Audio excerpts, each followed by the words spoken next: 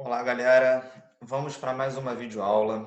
O tema da aula de hoje será cadeias e teias alimentares e pirâmides ecológicas. Beleza? Então, vamos que vamos. Aula importantíssima para a prova do Enem. Isso sempre cai, praticamente todos os anos cai cadeia alimentar, alguma coisa relacionada à cadeia alimentar. Beleza? Então vou compartilhar com vocês aqui, né? Como sempre, o slide. E vamos que vamos, galera. Deixa eu achar aqui. Está aqui. E vamos. Bom, então vocês já estão vendo aí, né? A minha tela, né? Com o título da aula de hoje: Cadeias e teias alimentares. Beleza, galera? Então vamos lá falar disso daqui. É bem tranquilo, é um assunto relativamente fácil, tá? Mas muito importante. Vamos lá, galera. O que é, turma, uma cadeia alimentar? Galera, olha só. Uma cadeia alimentar nada mais é do que o conjunto de níveis alimentares em uma comunidade. A gente sabe, galera, que quando a gente olha para a natureza, por exemplo, né, a gente vê que uma espécie, uma população se alimenta de outra população. Então, esses são os níveis alimentares que a gente vai encontrar, uma população se alimentando da outra, e a gente chama isso de cadeia alimentar. Tá? Então, botei aqui, ó, é o conjunto de níveis alimentares em uma comunidade. Só que uma coisa muito importante, tá? Que a gente nunca pode esquecer isso, é o fato disso aqui, turma, está escrito aqui, ó, toda cadeia alimentar, qualquer cadeia alimentar que você imaginar, sempre vai começar pelos indivíduos que a gente chama de produtores, beleza? Então, toda cadeia alimentar obrigatoriamente começa com os indivíduos que a gente chama de produtores. E, galera, como o nome já diz, o que é um ser vivo que pode ser classificado como um produtor? É aquele que produz matéria orgânica, tá? A gente, lá no ensino fundamental, a gente, né, falava de uma forma é, muito rasa, né? A gente fala assim, aquele que produz seu próprio alimento. Né? Hoje em dia a gente fala, né, no ensino médio, a gente fala o seguinte: produtor é aquele ser vivo capaz de produzir matéria orgânica. Beleza? Tranquilo? Então, ó, botei aqui para vocês. Uma cadeia alimentar sempre começa pelos produtores, que são seres autotróficos, beleza? Ou seja, que produzem substâncias orgânicas a partir de CO2 e água. Vamos pensar, galera, na fotossíntese. A fotossíntese é isso, cara, né? As plantas, por exemplo, as algas, elas usam energia luminosa para transformar CO2 e água em matéria orgânica, né? Que é o que ela vai usar para se manter viva, para gerar energia, para formar o corpo da plantinha, isso tudo. Beleza? Tranquilo? E aí o que acontece? Vamos imaginar então um produtor. Tranquilo? Um produtor, vamos pensar numa planta, por exemplo, vai fazer a fotossíntese, vai produzir matéria orgânica. Parte dessa matéria orgânica ela vai usar para gerar energia, outra parte ela vai montar o corpinho dela. Vai montar caule, raiz, folha, tudo isso daí. E aí que a história começa. Por quê, galera? Aquela matéria orgânica que estiver presente no corpo do produtor, por exemplo, de uma plantinha, vai servir de alimento para um animalzinho, que a gente vai chamar de consumidor primário. E aí o consumidor primário vai pegar matéria orgânica, né? Ele está consumindo matéria orgânica. O que ele vai fazer com essa matéria orgânica? Grande parte ele vai usar para gerar energia, outra parte ele vai usar para formar o corpo dele. E aí o que vai acontecer? Essa matéria orgânica que está no corpo do consumidor primário vai servir de alimento para o consumidor secundário. E aí a história vai se repetindo. E aí por diante. Beleza, galera? Então, isso é uma cadeia alimentar. São os níveis alimentares em uma comunidade. E toda cadeia alimentar começa com os seres vivos que a gente chama de produtores. Então, vou dar um exemplo para vocês aqui bem simples. Olha só, galera. Aqui eu tenho, ó, o capim, que é uma planta, né? Então, o produtor, ela faz fotossíntese, gera matéria orgânica, né? Através da fotossíntese.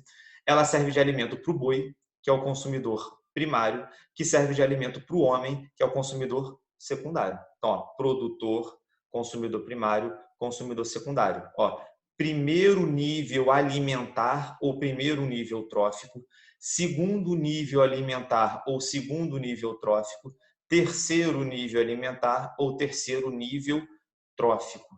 tá? Então, aqui nós temos 3 níveis tróficos, ó, produtor, consumidor primário, consumidor secundário. Muito fácil. Tranquilo, turma? Muito tranquilo, tá? E aí, vamos lá, dar outro exemplo, um exemplo agora mais complexo para vocês. Exemplo 2. Galera, olha só, agora uma cadeia alimentar aquática, tá? Fitoplâncton, que são microalgas, algas microscópicas, tá? Se são algas, fazem fotossíntese, geram matéria orgânica. Se geram matéria orgânica, a gente chama de produtor, beleza?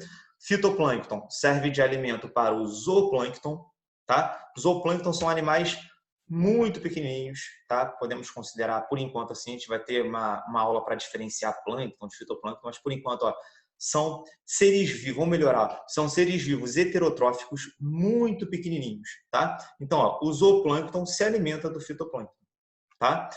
Então, ó, já que eles estão se alimentando do produtor, eles são os consumidores primários, beleza? Opa, tem algum probleminha aqui. Pera aí, galera. Não sei por que saiu, mas vamos lá. Ué.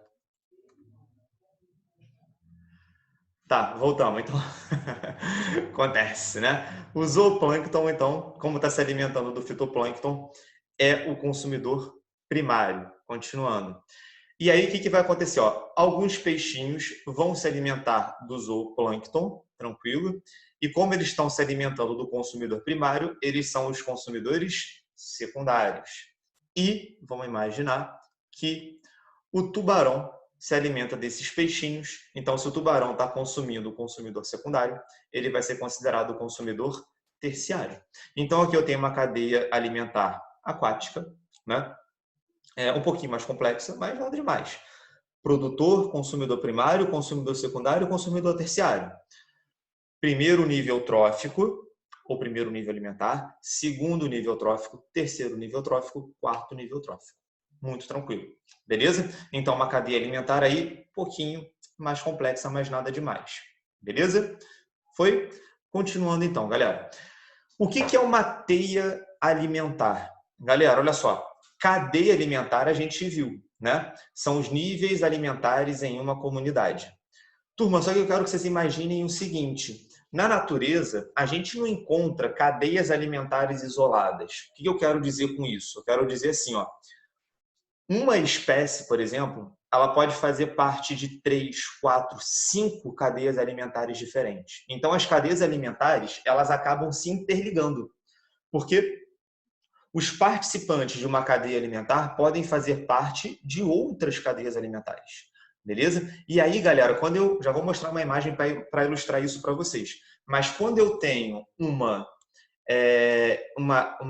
um conjunto de cadeias alimentares interligadas, a gente chama isso de teia alimentar. Então, uma teia alimentar nada mais é do que isso. É o conjunto de cadeias alimentares interligadas. Beleza? Vamos dar um exemplo aqui para vocês. Bom, olha essa confusão aí, né? Olha só, galera, aqui a gente tem várias cadeias alimentares. Olha só, planta é o produtor da história aqui que vocês estão vendo, dessa imagem aí, tá? É uma árvore, né? Ela vai servir de alimento para um gafanhoto, que vai servir de alimento para um passarinho, que vai servir de alimento para uma cobra, que vai servir de alimento para um gavião. Isso é uma cadeia alimentar. Olha a outra cadeia alimentar aqui, ó. Planta serve de alimento para o rato, tranquilo? Aí o rato depois vai ser comido, por exemplo, por uma coruja. Tranquilo? Então, essa aqui é uma outra cadeia alimentar. Beleza? E a coruja pode ser predada por um gavião. Tá? Então, outra cadeia alimentar que a gente viu. Outra cadeia alimentar. Planta serve de alimento para o gafanhoto, que serve de alimento para o sapo, que serve de alimento para a cobra, que serve de alimento para o gavião. Então, notem. Só aqui eu já falei de 3 cadeias alimentares diferentes. E notem que elas estão interligadas. Essa planta aqui, ela faz parte de todas as cadeias alimentares que a gente viu. O gafanhoto, por exemplo, ele faz parte dessa cadeia alimentar, ó, planta, gafanhoto, passarinho, cobra, gavião, mas também faz parte dessa, ó, planta, gafanhoto, sapo, já é uma outra cadeia alimentar, cobra, gavião. Então, o gafanhoto aqui está fazendo parte de 2 cadeias alimentares, beleza? Então, ó, quando as cadeias alimentares começam a se interligar, a gente chama isso de teia alimentar. Então, o que a gente está vendo aqui, galera, é uma teia alimentar. Beleza? Tranquilo? Que eu quero que vocês entendam, galera. quanto mais diversificada for uma teia alimentar, né, quanto mais espécies estiverem participando dessa teia alimentar, mais estável ela é, tá? Por que eu estou falando isso, galera? Mais estável ela é. Porque quanto mais espécies estiverem participando dessa teia alimentar, se uma espécie, por exemplo, entra em extinção, isso talvez não gere tanto problema. Por exemplo, imagina que morreu esse gafanhoto aqui, por exemplo, né? Vamos imaginar que esse gafanhoto morreu. Cara, se essa teia alimentar fosse muito diversificada, o passarinho ele teria outro alimento, não só o gafanhoto como a gente está vendo aqui, tá? Então, nessa teia alimentar, a gente está vendo que o único alimento do passarinho é o gafanhoto. Mas se tivesse outras espécies aqui que o passarinho pudesse comer, cara, a teia alimentar se manteria. Beleza? Então, a diversidade de espécies numa teia alimentar, ela meio que deixa essa teia alimentar mais estável, tá? Mais propensa a algum tipo de... mais resistente, né, na verdade, a um tipo de desequilíbrio. Beleza? E uma coisa que eu quero chamar a atenção aqui, galera, é o seguinte, ó. Tá percebendo que de todos os participantes dessa teia alimentar, tá saindo uma setinha azul? Tá saindo uma setinha azul de todo mundo aqui? E essa setinha azul está apontando para esses seres vivos aqui, esses micro-organismos. Então, galera, esse pessoal aqui embaixo, eles são os decompositores. Tá? Muito importante saber qual é o conceito de decompositor. Vou passar agora para vocês. O que são decompositores? Galera, olha só. Está escrito aqui para vocês. São seres vivos representados principalmente pelos fungos e pelas bactérias, tá? E eles, galera, os decompositores, vão se alimentar de matéria orgânica morta. Professor, me dá um exemplo de matéria orgânica morta. Ó, cadáveres, detritos orgânicos, por exemplo, fezes, tá? De animais, né? Ali é matéria orgânica morta. E aí, o que eles vão fazer, galera? Eles vão se alimentar dessa matéria orgânica morta, eles vão processar essa matéria orgânica morta e eles vão acabar liberando no meio ambiente, tá? Várias moléculas importantes para os produtores. Então, o que a gente fala, galera? A gente fala que os decompositores, eles são os verdadeiros recicladores de matéria orgânica. Por quê? Porque eles se alimentam de matéria orgânica morta, cadáveres, folhas velhas, fezes, né? E aí, quando eles se alimentam, quando eles processam essa matéria orgânica morta, eles acabam liberando no ambiente vários nutrientes importantes que podem ser absorvidos, por exemplo, por uma planta, por um produtor. Beleza? O que eu quero que você imagina? Vamos voltar nessa imagem anterior aqui. Galera, imagina que vamos pensar que esse sapinho aqui morreu. Galera, quando o animalzinho morre, por exemplo, se esse sapinho morresse, dificilmente um outro animal vai comer ele. Tá? Uma cobra, muitas vezes, não come um animal que já está morto. E aí, o que deveria acontecer? Essa matéria orgânica, né, esse cadáver que está ali, deveria ficar ali para sempre. Imagina que essa árvore aqui perdeu várias folhinhas. Ali tem matéria orgânica. Alguém vai comer aquela folha morta? Teoricamente, aquilo ali ia ficar no ambiente para sempre. Vamos imaginar que esse passarinho fez o cocôzinho dele. Ali tem matéria orgânica. Ninguém vai comer o cocô do passarinho. Então, teoricamente, aquela matéria orgânica ia ficar para sempre ali no ambiente. Mas isso não acontece, né? Por quê? Porque os decompositores, fungos e bactérias, vão processar essa matéria orgânica morta, vão digerir essa matéria orgânica morta e vão liberar no ambiente várias moléculas, vários nutrientes importantes para os produtores. Então, galera, é graças, né, aos fungos e às bactérias decompositores que a gente não tem acúmulo de matéria orgânica no meio, né? A matéria orgânica ela vai sendo reciclada. Tudo bem, galera? Então, os decompositores, fungos e bactérias, prestam um serviço ecológico muito importante para todos os seres vivos, não só para a gente, mas para todos os seres vivos, tá? Só cuidado com uma coisa, galerinha, assim, ó, a gente tem mania de falar, né? Não sei porque isso é meio que intuitivo, isso vem na cabeça, por mais que você não escute o professor falando isso na sala de aula, você pensa isso. Tem gente, é comum a gente escrever em prova que os decompositores representam o último nível trófico. Não, cara, porque olha só, não pensa nisso, porque imagina se um decompositor está se alimentando de uma folha morta. Galera, se um decompositor está se alimentando de uma folha morta, ele está atuando como consumidor primário. beleza? Pode vir alguém aqui, né? Imagina um fungo, né? Está decompondo uma folha. Ele é o consumidor primário nessa história. Mas pode vir um outro animalzinho e comer o fungo, comer o cogumelo, né? Então, cuidado, não vamos escrever que os decompositores são os últimos níveis tróficos, nem sempre, tá? Se o decompositor, por exemplo, nessa história, um fungo, estiver se alimentando do gafanhoto, pô, aqui ele vai estar sendo considerado o consumidor secundário. Olha só, o gafanhoto se alimentou da planta, morreu, quem está pegando agora o gafanhoto? O fungo, então ele é consumidor secundário. Produtor, consumidor primário, consumidor secundário. Então, cuidado com esse negócio de último nível trófico. Beleza? Não coloquem isso. Tranquilo, galera? Tá? Então, ó, os fungos e as bactérias decompositores, né, eles prestam um serviço ecológico muito importante para todos os seres vivos. Beleza? Show de bola? Tá? Só para vocês terem uma ideia, uma história rapidinha aqui que eu vou conversar com vocês. Não tem imagens para mostrar isso aí, mas depois vocês procurem, tá? Já ouviram falar numa coisa chamada de composteira? Composteira, galera, é uma coisa que todo mundo pode ter em casa, tá? O que é isso, galera? É uma forma de você diminuir a quantidade de lixo que você vai destinar a um lixão a céu aberto. Professor, como assim? Explica melhor. A composteira é o seguinte, é uma caixa, tá? Na verdade, a composteira ela é formada basicamente, pode até ter mais, mas ela é formada basicamente por duas caixas.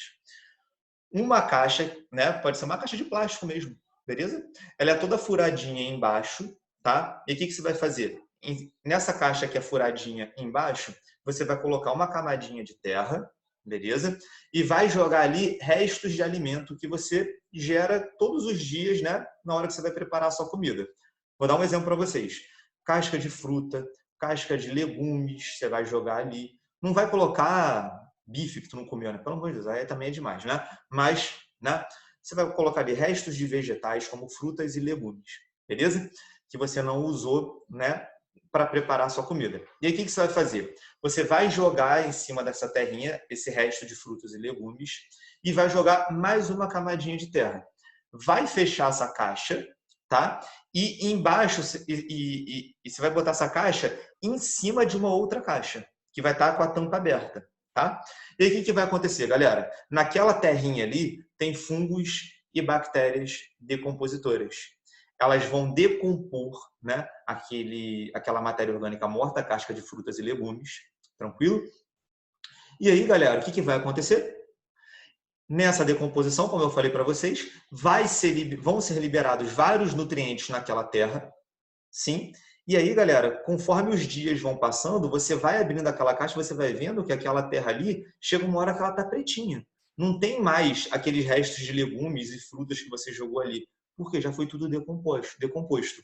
E aquela terra, galera, cara, ela é muito fértil, né? Ela tem muito nutriente. Então você pode pegar aquela terrinha e botar num vasinho de planta, botar na sua horta, se você tem hortinha em casa, né? Olha que interessante.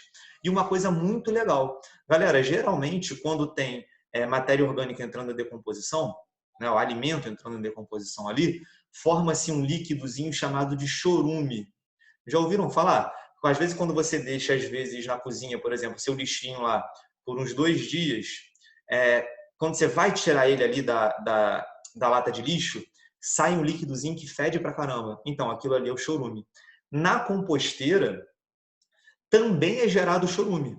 Só que lembra, essa caixa onde está acontecendo a decomposição, ela não está em cima de outra que está aberta, está sem a tampa. Então, o chorume ele vai escorrer por aqueles buraquinhos que eu falei para vocês no começo da caixa de cima e vai se acumular na caixa de baixo, que a gente chama de caixa coletora, tá? E aí você fala assim, professor, mas o que eu vou fazer com esse chorume? Então, olha que legal. Você pode diluir esse chorume. Para cada litro de chorume, por exemplo, você dilui em 10 litros de água, então a proporção é sempre de 1 chorume para 10 de água, tá? 1 para 10.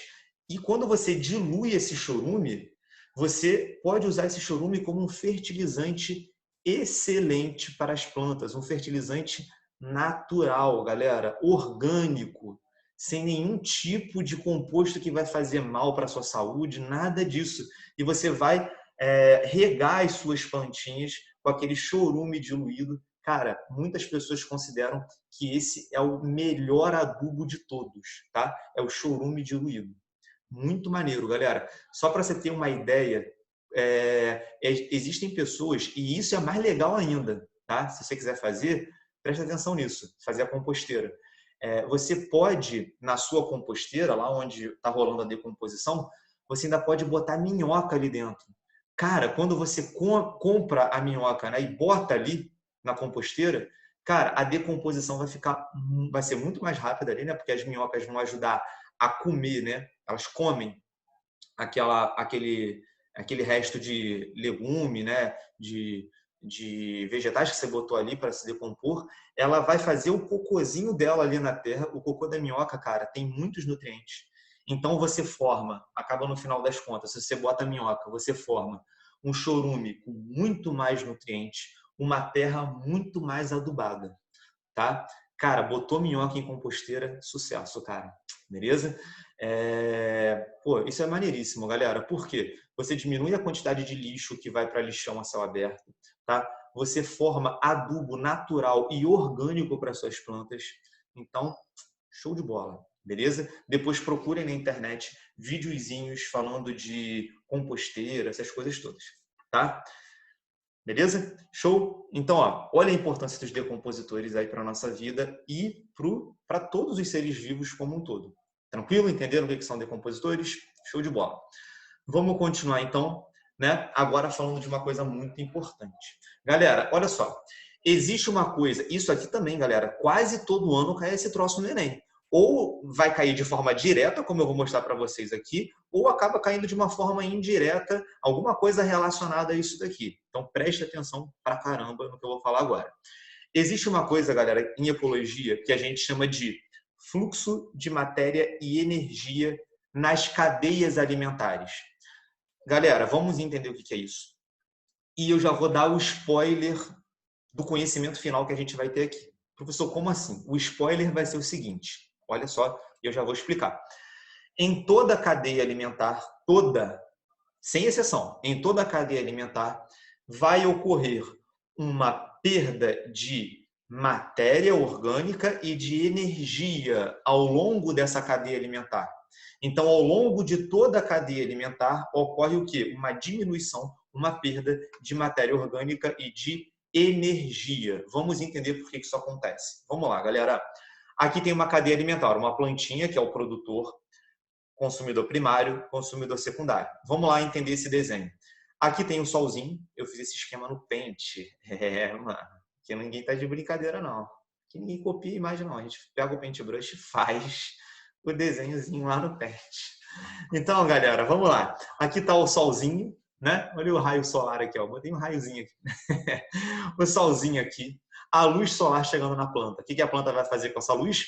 Fotossíntese, beleza? Aí ela vai gerar o quê? Matéria orgânica. E aí você vai se perguntar, professor, o que a planta vai fazer com essa matéria orgânica que ela está gerando na fotossíntese? Já até falei para vocês no começo da aula. Grande parte dessa matéria orgânica ela vai usar para gerar energia para se manter viva. Ela vai fazer um processo chamado de respiração celular. Então ela vai gastar, ela vai usar essa matéria orgânica para gerar ATP, gerar energia para se manter viva. Grande parte dessa matéria orgânica vai ser destinada para isso, para gerar energia para ela se manter viva. Uma pequena parte dessa matéria orgânica, o que sobrar dessa matéria orgânica, ela vai usar para formar o corpo dela, para formar caule, raiz e folha. Então, o que eu quero que vocês já entendam aqui, galera? Olha só, muito importante. De toda a matéria orgânica que foi gerada na fotossíntese, uma grande parte ela foi usada e uma pequena parte ficou no corpo da planta. Moral da história, eu já tive perda de matéria orgânica aqui, ó. Beleza? Porque grande parte já foi embora, foi usada para gerar energia. Uma pequena parte ficou no corpo da planta. Aí o que vai rolar, galera? Essa matéria orgânica que está no corpo da planta vai servir de alimento para um animalzinho que a gente vai chamar de consumidor primário. E aí, ó, chegou matéria orgânica no consumidor primário. O que ele vai fazer? Grande parte dessa matéria orgânica ele vai usar para gerar energia para se manter vivo. Então, ele vai gastar essa matéria orgânica para gerar energia para se manter vivo. Uma outra parte dessa matéria orgânica vai acabar se perdendo na forma de fezes, o animalzinho não consegue digerir tudo, né? E aí, galera, o que que acontece? Uma pequena parte dessa matéria orgânica que chegou aqui vai formar o corpinho do animal. Então, notem, ó, da matéria orgânica que chegou aqui, grande parte dela já foi perdida na forma de fezes para gerar energia. Uma pequena parte vai formar o corpo dele, beleza? E essa matéria orgânica que está formando o corpo dele que vai ficar disponível para o nível trófico seguinte, para o consumidor secundário. Então, turma, aqui eu quero que vocês entendam. Desde quando a matéria orgânica ela é formada, ela vai sendo perdida. Ó. Já teve uma perda aqui no primeiro nível trófico, ficou só um pouquinho no corpo da planta. Aí chegou no consumidor primário. Desse pouquinho que chegou no consumidor primário, um monte de matéria orgânica já é perdida. Fica um pouquinho, fica menos ainda no corpo do animal, do consumidor secundário, no consumidor primário. E aí essa matéria orgânica que está aqui vai para o consumidor secundário. Então, qual é a moral da história, turma? A matéria orgânica ela vai se perdendo ao longo da cadeia alimentar. Viram como? Ela vai se perdendo para gerar energia, ela vai se perdendo na forma de fezes. Então, ela vai se perdendo. Em cada nível trófico ocorre uma perda de matéria orgânica. Seja para gerar energia, seja perdida na forma de fezes, sempre tem perda de matéria orgânica em cada nível trófico. E aí, o que eu quero que vocês pensem para a gente fechar essa ideia? Galera, a matéria orgânica, a gente não viu aqui que a matéria orgânica ela é utilizada pelos seres vivos para gerar energia? Então, se a matéria orgânica serve para gerar energia, a gente pode falar indiretamente também o quê, galera? Que se a matéria orgânica ela vai diminuindo ao longo da cadeia alimentar, a energia também vai diminuindo ao longo da cadeia alimentar. Por quê? Porque a matéria orgânica ela é utilizada pelos seres vivos para gerar energia. Se ela está se perdendo, a energia também está se perdendo. Beleza? Então, o que eu quero que vocês entendam? Que ao longo de toda a cadeia alimentar ocorre perda de matéria orgânica e de energia. Beleza? Como que isso cai na prova do Enem? Da forma mais ridícula possível. Ele vai te dar uma cadeia alimentar e vai falar assim, ó, aonde que tem mais energia? Sempre é no começo da cadeia alimentar. Aonde que tem menos energia? É sempre no último nível trófico, cara. Se a matéria orgânica e a energia vai se perdendo ao longo da cadeia alimentar, no último nível trófico eu vou ter menos energia, eu vou ter menos matéria orgânica. No primeiro nível trófico eu vou ter mais energia, mais matéria orgânica. Deu para entender, galera? Foi fluxo de matéria e energia, é só a gente meio que resumir essa história nisso. Sempre vai ter mais energia no último nível trófico e menos energia no último nível trófico e mais energia no primeiro nível trófico. Resume assim, sempre vai ter menos no final e mais no começo da cadeia alimentar, no primeiro nível trófico. Beleza? Galera, é até por isso que na natureza dificilmente você vê uma cadeia alimentar com mais de 5 níveis tróficos. Por que é difícil ver uma cadeia alimentar com mais de 5 níveis tróficos? Pô, galera, porque lá no quinto nível trófico eu já tenho tão pouquinha energia que não dá para manter o nível trófico seguinte. Tá? Então, na natureza, a gente não vê cadeias alimentares gigantescas, justamente porque a energia vai diminuindo. Então, quando chega lá no quinto nível trófico, caraca, já não tem que mais fazer nada. Beleza? Então, não dá para manter o nível trófico seguinte. Foi? Existe até, galera, uma regrinha que a gente chama de regra dos 10%. Professor, o que é isso, regra dos 10%? É uma média. Como assim? A gente fala que de toda energia que chega no nível trófico, só 10% fica disponível para o nível trófico seguinte. Olha que doideira, tem uma perda de 90%, só 10% fica disponível para o nível trófico seguinte. Muita coisa, né? Que é perdida. Então, ó, de toda a matéria orgânica, entenda a matéria orgânica como energia. De toda a matéria orgânica, de toda a energia que está aqui, só 10% vem para cá. E aí, esses 10%, ó, desses 10%, 10% de 10% vai ficar disponível para o nível trófico seguinte. Então, olha como é que a energia vai se perdendo rapidamente ao longo da cadeia alimentar. Beleza, galera? Foi? Então, temos que entender que ao longo de toda a cadeia alimentar, a energia diminui. Sempre vou ter mais energia no começo e menos energia no final. Show? Isso cai direto. Aí tem um gráfico, né? Um desenhozinho mostrando isso para vocês. Ó. Olha a energia, começa muito alta e vai diminuindo ao longo da cadeia alimentar. Tá? Essas setinhas vermelhas é a energia sendo perdida ao longo da cadeia alimentar. Beleza? Tá? Continuando aqui, então. Então, ó, aqui está a explicação para vocês, tá? Se você quiser pausar esse vídeo aí e escrever isso aí no caderninho de vocês, ó, show de bola. Beleza? Tá? E vamos fechar a nossa aula de hoje falando das pirâmides ecológicas. Também cai bastante no vestibular. Vamos lá. Essa partezinha eu não vou explicar para vocês, tá? Vou deixar para uma outra videoaula, produtividade nos ecossistemas, não quero explicar isso agora. Mas vamos então falar das pirâmides ecológicas. Já sabemos o que é cadeia alimentar, já sabemos o que é teia alimentar, já falamos de fluxo de matéria e energia, e já podemos falar de pirâmides ecológicas. Galera, isso é muito tranquilo, tá? Olha que fácil. As pirâmides ecológicas são representações gráficas, a gente vai ver, tá? Exemplos ali, ou seja, retângulos sobrepostos, estão um retângulo em cima do outro formando uma pirâmide, vocês vão ver. E esses retângulos, eles vão ilustrar os níveis tróficos em uma comunidade, tá? Já vou dar exemplo para vocês, relaxa. Existem 3 tipos de pirâmides ecológicas: pirâmide de número, pirâmide de biomassa e pirâmide de energia. Só existem, então, 3 tipos de pirâmides ecológicas: número, biomassa e energia. Vamos falar de cada uma delas para fechar a aula. Vamos lá, galera. Pirâmide de número. Olha que fácil. Galera, primeiro, isso aqui é uma pirâmide ecológica. É uma representação gráfica, retângulos sobrepostos. Tá? Sempre na base vão ser os produtores, depois consumidor primário, depois consumidor secundário. Tá? Então, ó, pirâmide de número. Cada retângulo da pirâmide vai ilustrar o número de indivíduo em cada nível trófico. Olha que fácil. Vamos pegar uma pirâmidezinha aqui, ó. 1000 plantas, tá vendo? É o número de indivíduos. Servem de alimento para 300 gafanhotos, número de indivíduos, que servem de alimento para 20 aves. Então, ó, eu tenho cada retângulo é um nível trófico, ó, produtor, consumidor primário, consumidor secundário. E essa imagem está ilustrando o número de indivíduos em cada nível trófico. Logo, é uma pirâmide de número. Muito fácil. Beleza? Outro exemplo para vocês, ó, aqui do ladinho.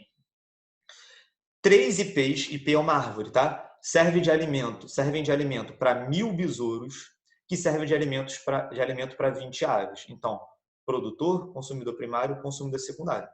Não está ilustrando o número de indivíduos em cada nível trófico? Sim, então uma pirâmide de número. Cara, molezinha. O que eu quero que vocês atentem aqui? Uma pirâmide de número, ela pode ser direitinho, ó, né, igual uma pirâmidezinha mesmo, com a base maior, mais largas e afinando até o topo. Ou ela pode ser assim, ó, tranquilamente, uma pirâmide de número pode ser invertida. O que é isso, professor? Uma pirâmide invertida é aquela onde a base é menor do que o topo. Beleza? Como a gente está vendo aqui. Tranquilamente, uma pirâmide de número pode ser invertida, ó, como a gente viu nesse exemplo aqui. Beleza? Foi pirâmide de número muito tranquilo. Aí tem outros exemplos aí de pirâmide de número, tá? Próxima pirâmide, pirâmide de biomassa. Galera, olha que fácil, faz o paralelo. Se a pirâmide de número ilustra o número de indivíduos em cada nível trófico, a pirâmide de biomassa vai ilustrar o quê? A biomassa. Olha que difícil, né? Mas o detalhe é, professor, o que é biomassa? Né? Fácil. Galera, biomassa é o peso desidratado de um ser vivo. Tá? Então, por exemplo, você pegar o corpinho de um ser vivo, tirar toda a água que tem no corpo dele, né? O que sobra é a biomassa. Beleza? Tá? Então, biomassa é o peso desidratado de um ser vivo. Beleza? Então, a pirâmide de biomassa, ela vai ilustrar a biomassa de cada nível trófico. Cada retângulozinho vai ser a biomassa. O peso seco ou peso desidratado. Beleza? Daquele nível trófico. Então, vamos lá. Exibe o peso seco ou desidratado de todo o nível trófico. Beleza? Compreendendo as massas corporais de seus respectivos indivíduos. Né? Então, olha só. Aqui eu tenho um exemplo. Ó, 8 toneladas de alfafa. Tá vendo que está mostrando o peso, mas é o peso seco, desidratado, tá? Biomassa. 8 toneladas de alfafa servem de alimento para 1 tonelada de bezerro, que serve de alimento para um adolescente de 47 quilos.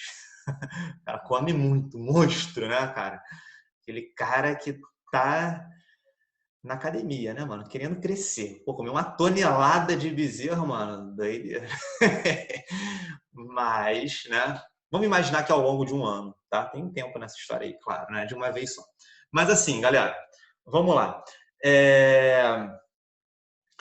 Então, entenderam o que é pirâmide de biomassa? Cada retângulo está mostrando o nível trófico e está mostrando a biomassa em cada nível trófico.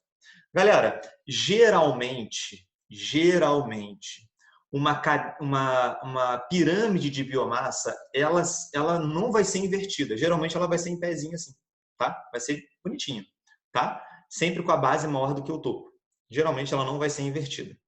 Porém, vamos lá, sempre tem uma exceçãozinha. Porém, existe um exemplo de pirâmide de biomassa invertida e o vestibular adora cobrar isso daí, né? Como ela é exceção, é por isso que o vestibular gosta. Beleza? Vamos ver aqui. Olha só, galera. É a pirâmide de biomassa. Olha só. Aqui tinha uma outra pirâmide, tá? De biomassa aqui para vocês, tá? 10 mil quilos de plantas aquáticas, serve de alimento para 1.000 quilos de crustáceos aqui, que serve para de alimento de 100 quilos de peixe, né? Mas olha só, galera. As pirâmides de biomassa aquática, beleza? Elas são invertidas. Por quê? Porque olha só, galera.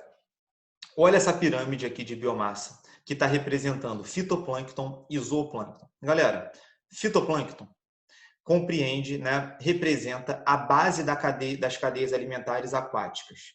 Fitoplâncton, galera, são microalgas. Vamos entender por enquanto assim. São algas microscópicas, tá?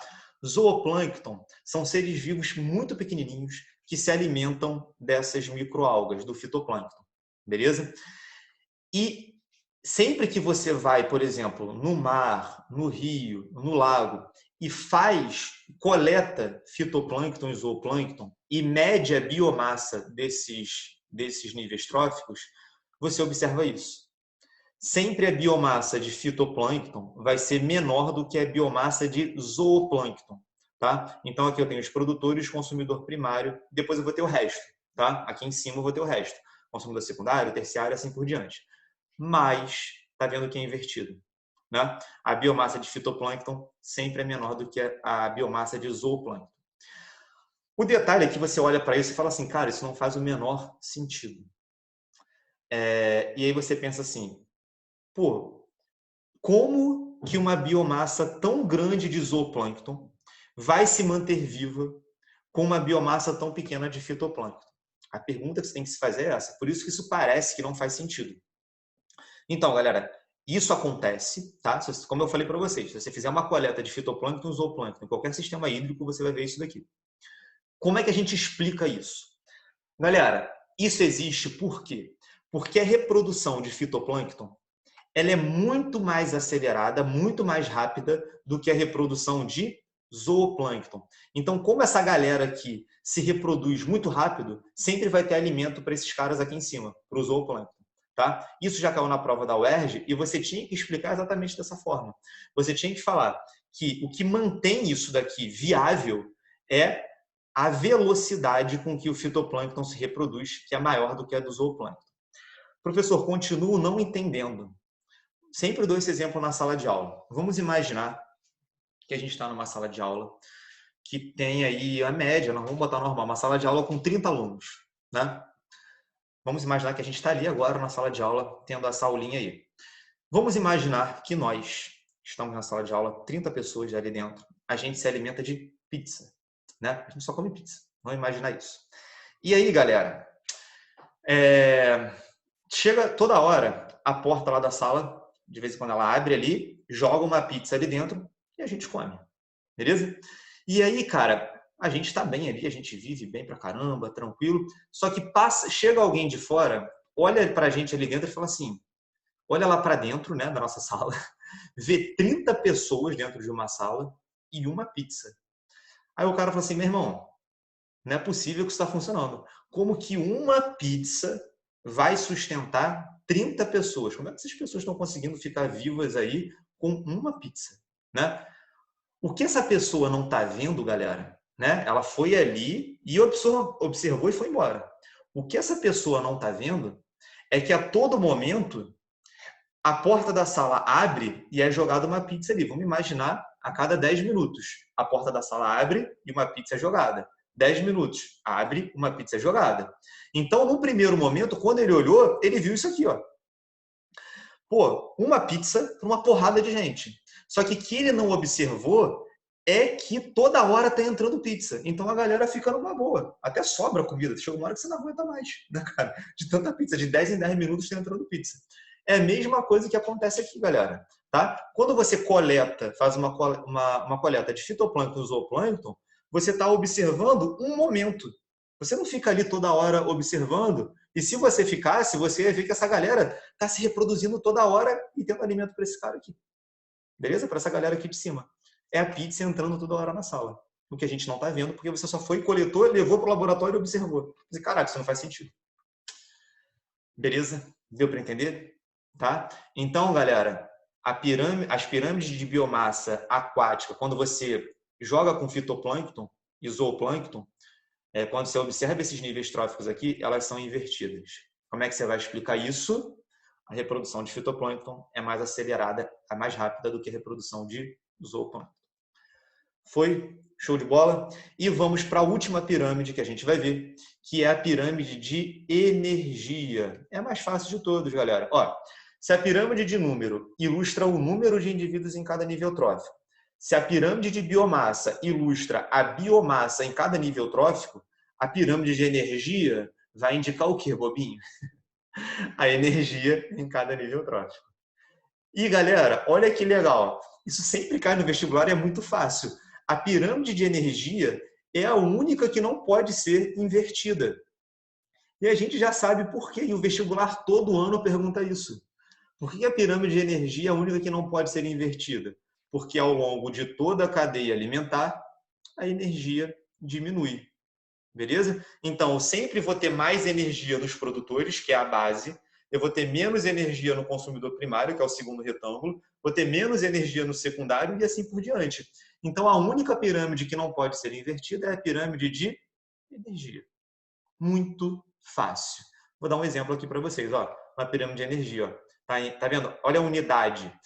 Quilocaloria. Isso aqui é a unidade de energia, que vocês veem lá em física, por exemplo.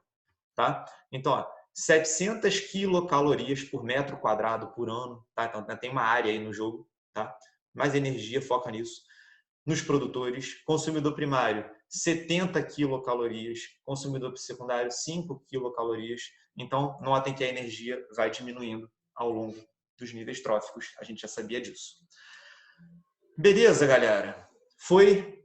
Vou parar de compartilhar aqui o meu slide e vou me despedir de vocês. Então, galera, muito fácil. Essa foi a nossa aulinha de cadeias, teias alimentares, fluxo de matéria e energia e pirâmides ecológicas. Beleza, galera? Então, turma, é isso. Espero que vocês tenham gostado, tá? Tamo junto. Até a nossa próxima aula. E, galera, é tudo nosso. Valeu? Show! Tamo junto, galera. Valeu, até a próxima.